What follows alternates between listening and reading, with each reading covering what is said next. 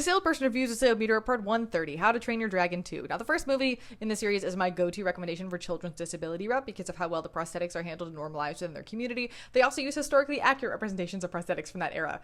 Combinations of leather, wood, and metal in prosthetics have been around a surprisingly long time, which I think is really cool. Also, in the live action, I felt they emphasized some of that even further, which I really appreciated, and I think served the slightly altered narrative of that version better.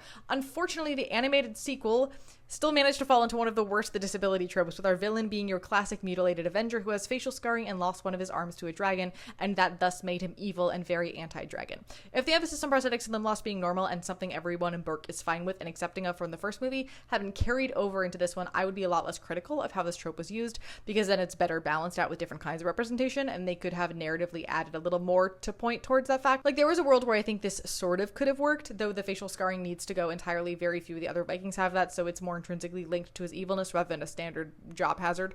But the alternative messaging of disability being normal and not inherently negative or linked with cruelty and revenge isn't strong enough in this movie to offset the tropes that it is falling into here. It's better than if it were in complete isolation. Like, this is a film where you could very easily have a conversation and point out the differences between how the villain handles limb loss versus how Toothless and Hiccup and Gobber do, but I'm still a little bit disappointed.